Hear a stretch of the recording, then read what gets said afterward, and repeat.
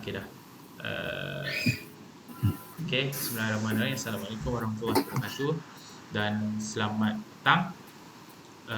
Hari ini kami akan membincangkan tajuk kumpulan kami, iaitu pengetahuan pengendalian defibrillator di kalangan paramedik di Hospital Sultanah Nora Ismail, Batu Pahat. Okey, nama saya Wan Nur Azri Dawar Muhammad. Ni ahli kumpulan saya lah. Boleh kenalkan diri korang? Nama saya Razwan bin Mak Juhani. Nama saya Nur Dayana binti Azman. Okey, tanpa lengahkan masa lagi, kita mulakan dengan bab 1 dan akan diterangkan oleh Muhammad Razwan lah. Okey, boleh mula. Saya akan terangkan bab 1 untuk topik Research Methodology and Scientific Communication.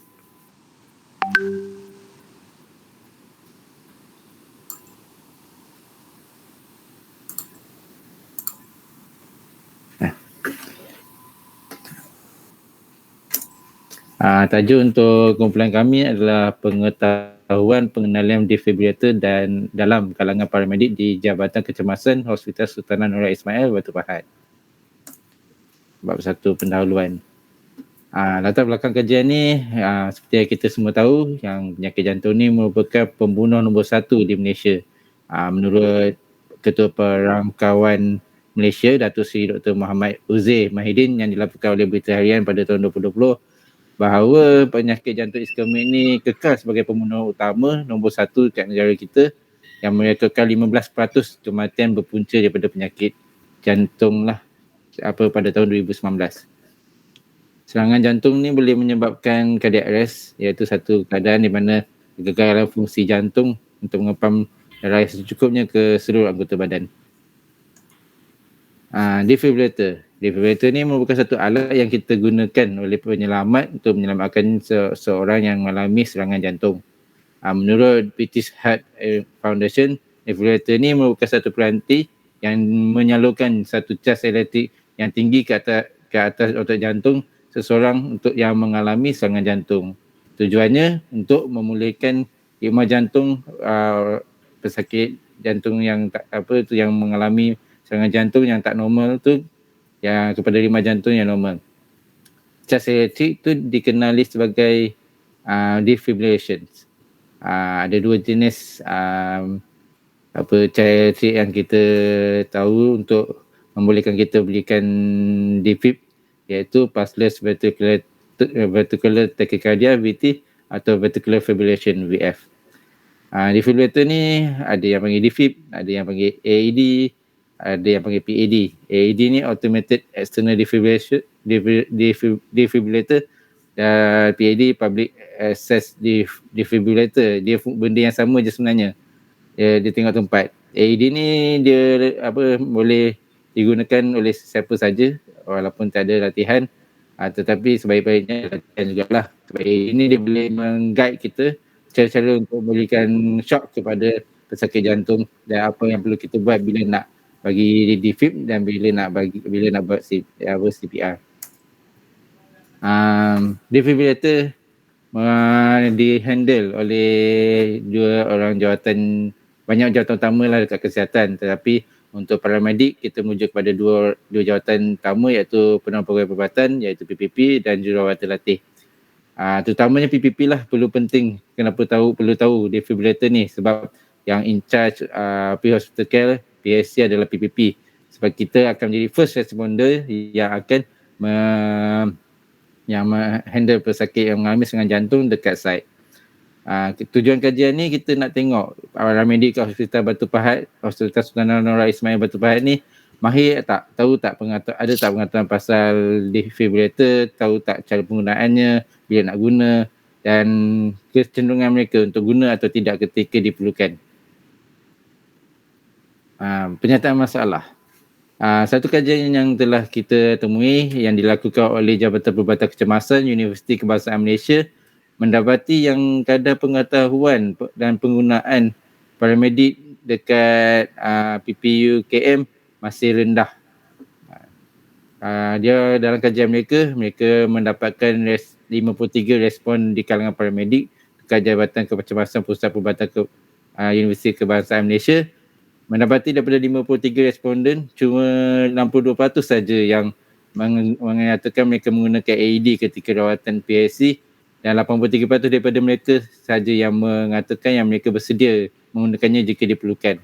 Ini menunjukkan masih ada, walaupun 62% itu lebih daripada separuh, tetapi masih pada kadar yang sepatutnya dah 100% lah, sebab kita setiap paramedik perlu tahu dan perlu menggunakannya untuk menyelamatkan nyawa dan meningkatkan kadar kejayaan untuk menyelamatkan pesakit jantung yang mengalami serangan.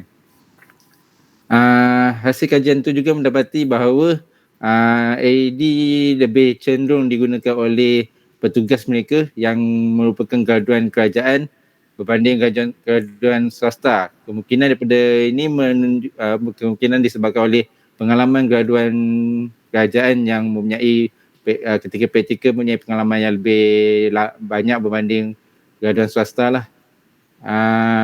Dan mereka 88.6% daripada mereka setuju yang mereka perlukan kemahiran dengan latihan untuk pengenalan AED lah. Walaupun AED ni membantu kita mudah, dia menunjuk kita, dia akan ajar kita macam mana untuk menggunakannya bila nak CPR, bila nak bagi shock, tetapi perlu juga latihan dan pengetahuan untuk pengendaliannya. Selain kajian daripada UKM, ada juga kajian daripada McKinnon dengan timnya pada 2009 di kalangan 207 orang jururawat pada tahun 2003 dan 199 orang pada 2007, mendapati 27% jururawat ragu-ragu untuk menggunakan defibrillator. Masa ada lagi jururawat yang tak berani menggunakannya, mungkin takut memberi trauma kepada pesakit, dan 60% daripada mereka mengatakan yang mereka anxiety untuk menggunakannya. Maksudnya takut-takut jugalah. Hasil ini menunjukkan kurang pengetahuan dan pengalaman dalam pengenalan defibrillator. Jadi kita nak buat kajian, nak tahulah dekat Hospital Sultan Anwar Ismail akan dapat hasil yang sama ke, ataupun lebih baik. Mungkin waktu kajian ini dilakukan, paramedik masih tidak cenderung untuk menggunakan AED, tapi kajian kami akan membuktikan yang lebih baik, ataupun kajian kami mendapat hasil yang sama, ataupun kajian ini kami akan menunjukkan prestasi yang lebih rendah. Objektif dan hipotesis kajian ni untuk mengenal pasti tahap pengetahuan penggunaan defibrillator di kalangan paramedik. Dalam kajian ni untuk paramedik Hospital Sultan Anwar Ismail Batu Pahat.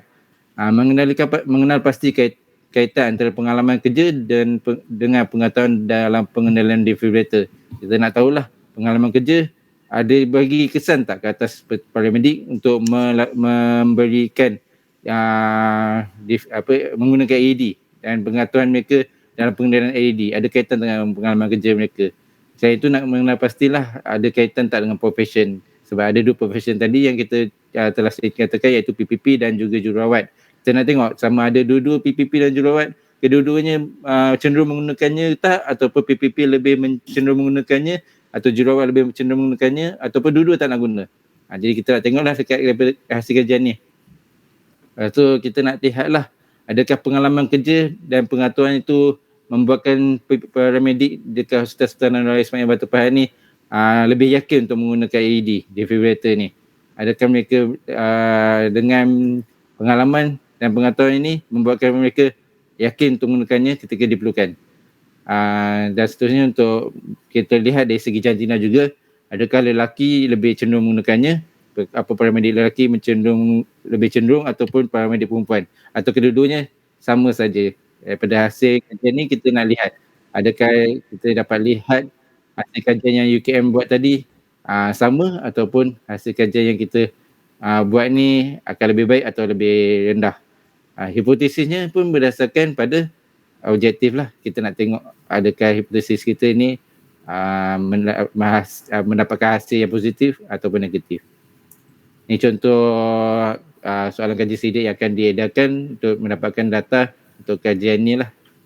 Dan ini sumber rujukan daripada presentasi saya ini. Okey, baik. Terima kasih Mak Razwan. Okey, kita teruskan dengan bab yang kedua. Yana.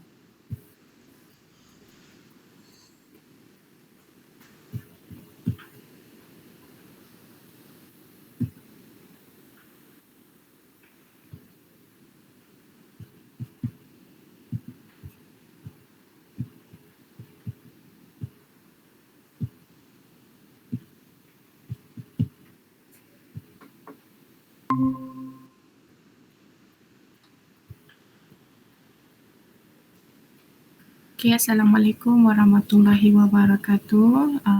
Selamat petang saya ucapkan kepada rakan-rakan dan semualah. Okay, saya teruskan dengan sesi slide presentation ni untuk bahagian 2. Bahagian 2 ni kajian semula lah. Kajian semula atau kita panggil sebagai literature review. Literature review ni kita kumpulkan berdasarkan kajian lepas yang telah dikaji oleh penyelidik berdasarkan topik yang kita telah pilih untuk penyelidikan kali ini. Literature review yang pertama saya ambil daripada AHA. AHA merupakan American Heart Association. Pada tahun 2010, AHA telah mengeluarkan satu statistik menyatakan hampir 1 juta kematian berkaitan jantung telah dilaporkan. Dalam 1 juta, 53.6% daripada itu adalah disebabkan oleh serangan jantung. Manakala 3.1 daripada kematian 1 juta tersebut disebabkan oleh penyakit darah tinggi, 0.7% daripadanya ialah disebabkan oleh rheumatic heart disease dan 27.6% daripada 1 juta kematian tersebut telah disebabkan oleh masalah jantung yang lain. Seterusnya, literature review yang kedua ialah daripada Dr. Muhammad Ridwan Muhammad Said. Beliau menyatakan pada tahun 2020 serangan jantung adalah penyebab kematian nombor 1 di Malaysia dan secara purata 50 orang rakyat Malaysia meninggal dunia pada setiap hari disebabkan oleh serangan jantung. Dr. Muhammad Ridwan Muhammad Said merupakan pakar kardiologis di UIAM. Seterusnya, literature review yang ketiga, menurut Lee IS pada tahun 2010, masa yang diambil untuk memulakan defibrilasi awal iaitu renjatan elektrik kepada pesakit yang mengalami sudden cardiac arrest membuktikan bahawa ia mampu meningkatkan peluang kadar kelangsungan hidup, mampu mencegah defisit neurologi dan meningkatkan kualiti hidup pesakit yang mengalami serangan jantung. Meningkatkan peluang kadar kelangsungan hidup ni kita refer kepada chain of survival lah. Okay, seterusnya literature review yang keempat saya ambil daripada Stewart J.A. pada tahun 2010.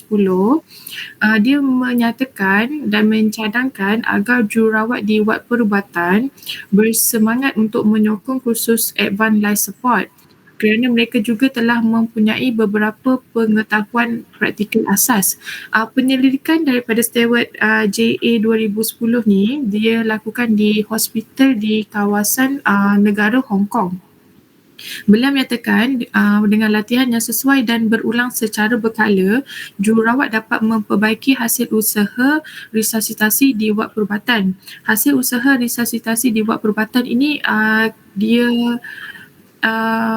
pentingkan tentang memulakan defibrilasi awal kepada pesakit yang mengalami sudden cardiac arrest. Okey, seterusnya literature review yang saya dapat kumpulkan daripada McKinnon et al. Yang ni tahun 2009. Penyelidikan yang telah beliau lakukan ini dalam masa 4 tahun. Dia mengambil seramai 496 sampel. Dalam sampel ini terdapat 27% jururawat enggan menggunakan AED sebab alasannya khuatir kerana takut pesakit mengalami trauma kesan daripada renjatan yang telah diberikan, dan 64% daripada sampel 496 tersebut jururawat merasa keberatan untuk menggunakan AED kerana tak pasti peranti tersebut berfungsi ataupun tidak. Sini kita dapat jelaskanlah dalam penyelidikan ni jururawat mempunyai kurang pengetahuan dalam pengendalian defibrillator. Seterusnya, literature review yang saya dapat daripada tahun 2016 daripada Muhammad A. et al. Dalam kajian ini menyatakan defibrilasi peringkat awal diterima secara meluas untuk dikaitkan dengan kadar kelangsungan hidup, chain of survival dan pemulihan fungsi neurologi selepas sudden cardiac arrest akibat VF dan pulseless ventricular tachycardia. VF dan pulseless ventricular tachycardia ni merupakan dua shockable rhythm yang kita perlu tahu dan perlu berikan defibrilasi awal. Okey, seterusnya satu kajian lagi dijalankan di Amerika Syarikat. Okey, kejadian serangan mengejut yang dirawat oleh EMS. EMS ialah Emergency Medical Services di Amerika Syarikat. Di sini dinyatakan kira-kira 55 orang dalam setiap 100,000 orang yang mempunyai serangan jantung melibatkan semua jenis irama jantung, dan 21 orang setiap 100,000 pula yang mengalami serangan jantung melibatkan VF, dan anggaran kadar kelangsungan hidup meningkat dari 8% untuk jenis irama jantung dan 17% manakala tu untuk VF lah. Maksud di sini untuk kes serangan jantung biasa selain VF, dia punya persen untuk kelangsungan hidup tu 8%, manakala untuk VF dia ada 17%, maksudnya persen yang lebih besar daripada serangan jantung yang lain. Jika diberikan defibrilasi awal, pesakit yang mengalami VF mampu survive dan terus hidup lah. Okey, seterusnya literature review dari Dr. Naum Gurevich. Beliau merupakan seorang doktor pakar dari Rusia, physician yang pertama melakukan rawatan kecemasan defibrilasi. Dia yang pertama memberikan renjatan kepada bukan kepada pesakit tapi kepada haiwan pada tahun 1939. Ini merupakan satu revolusi lah tentang rawatan kecemasan defibrilasi. Selepas Dr. Naum Gurevich, pakar physician ni mengetahui tentang defibrilasi, beliau bersama Dr. Claudi meneruskan teknologi ni, rawatan kecemasan ni, kepada seorang budak yang mengalami sudden cardiac arrest ketika budak tersebut telah melakukan pembedahan lah. Pembedahan tersebut ialah pembedahan pectus excavatum, iaitu satu penyakit di mana tulang dada budak muda ni tenggelam ke dalam dadanya. Cerita ni berlaku pada tahun 1946. Dr. Claudi ni melakukan defibrilasi kepada budak muda tersebut dan akhirnya berjaya, dan budak muda tu dilakukan survive dari serangan jantung VF tersebut. Okey, ini merupakan rujukan yang saya ambil daripada petikan-petikan literature review yang saya dah terangkan sebentar tadi. Saya akhiri pembentangan saya dengan terima kasih. Okey, baik. Terima kasih, Nana. Okey, seterusnya saya akan membentangkan bahagian saya, iaitu bab 2. Bab 3.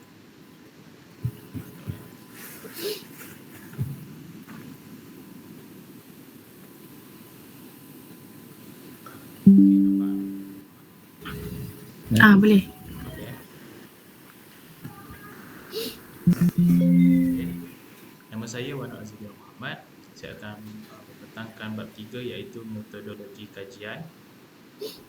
Okey, pengenalan. Penyelidikan merupakan satu proses untuk menyelesaikan suatu masalah melalui 4 perkara, iaitu perancangan, pengumpulan, penganalisaan dan pentafsiran data. Pengumpulan data sangat penting dalam penyelidikan kerana penyelesaian masalah menjadi tidak lengkap tanpa disokong daripada data. Oleh kerana itu, pemilihan metodologi kajian yang sesuai adalah penting untuk memastikan dapatan yang dihasilkan mempunyai kesahihan dan boleh dipercayai. Okey, tempat yang kita lakukan kajian iaitu di Jabatan Kecemasan Hospital Sultanah Nara Ismail, Batu Pahat. Okey, reka bentuk kajian. Reka bentuk kajian yang kita gunakan adalah kerata rentas cross sectional yang membentuk kajian secara deskriptif dan kuantitatif. Okey, populasi dan persampulan. terdiri daripada 50 orang paramedik yang diperlukan, terdiri daripada PPP dan jururawat, 30 orang responden yang telah kita pilih. Okey, instrumen kajian, set soalan kaji selidik yang berbentuk close-ended, terdiri daripada 2 bahagian, 6 soalan berkaitan sosiodemografi di bahagian A, 20 soalan dalam bahagian B berkaitan dengan pengetahuan responden. Bahagian B mempunyai 2 pilihan jawapan, iaitu ya ataupun tidak. Contoh soal selidik yang kita tunjuk, yang Razwan tunjuk tadi tu. Okay, next, kajian rintis, menentukan kepercayaan dan kesahihan item soal selidik yang diinginkan, menentukan dan mengenal pasti kesesuaian dan ketepatan soalan dari segi struktur ayat, penggunaan istilah dan format, menjelaskan kesahihan dan kepercayaan soal selidik digunakan bagi mendapatkan data yang sebenar. Okay, prosedur semasa pengumpulan data. First, borang soal selidik kita akan edarkan kepada paramedik, iaitu seramai 30 orang. Okey, sebelum tu kita akan memberikan penerangan tentang cara pengisian borang kaji selidik dengan betul. Lepas tu mereka akan diminta untuk melengkapkan borang kaji selidik dalam masa selama 1 jam. Lepas tu borang kaji selidik akan dikumpul untuk tujuan analisa data. Okey, analisa data yang dikumpulkan melalui set soal selidik telah diproses dengan menggunakan Statistical Package for Social Science SPSS. Kaedah ini digunakan bagi memudahkan proses menganalisis data yang diperolehi dengan tepat dan dapat menjimatkan masa. Kita telah memilih Chi-square test bagi mengkaji hubung kait antara kebolehan. Okay, prinsip dan etika kita semasa kita melakukan research ni, pertamanya kita mesti memohon kebenaran daripada ketua jabatan dan ketua PPP di jabatan tersebut. Lepas itu, maklumat responden perlu dilindungi daripada masyarakat. Maklumat yang diberikan akan dirahsiakan dan responden tidak perlu menulis nama di dalam borang soal selidik. Kita akan mengutip borang itu sendiri tanpa melibatkan orang tengah dan kita akan simpan tanpa mencemarkan kerahsiaan jawapan yang diberi. Hak-hak peribadi responden akan dipelihara dan tidak akan jatuh ke tangan pihak yang ketiga. Okey, limitasi kajian. Pencarian responden yang melibatkan jumlah yang ramai, iaitu 30 orang responden. Proses pengumpulan data yang telah dilakukan dalam masa yang singkat. Kajian ini terhad dalam kalangan paramedik yang bertugas di Jabatan Kecemasan Hospital Sultanah Nora Ismail itu sahaja. Hasil kajian tidak menggambarkan pengetahuan keseluruhan profesion dalam mengendalikan defibrillator. Jadi seperti kita tengok, kita hanya melakukan kajian ini di satu tempat sahaja. Jadi kita hanya dapat rumuskan paramedik di tempat tu saja. Borang soal selidik memerlukan komitmen masa yang banyak untuk dialihkan memandangkan semua responden bertugas untuk shift yang tidak menentu, mengalami kesukaran untuk menetapkan masa yang sesuai bagi tujuan mengumpul semula borang soal selidik, memandangkan responden bekerja di kawasan klinikal yang sentiasa sibuk. Seterusnya, mempunyai masalah untuk berkumpul dan berbincang bersama dengan penyelia dan rakan kajian secara kerap atas faktor seperti perbezaan pendapatan klinikal yang melibatkan jarak yang jauh. Okey, saya rasa itu saja dari saya untuk bab 3. So, saya rasa itu saja daripada kami bertiga. Saya harap siapa yang tengok video ni dapat faham tentang kajian yang kami lakukan. Okey, sekian. Assalamualaikum warahmatullahi wabarakatuh. Waalaikumsalam.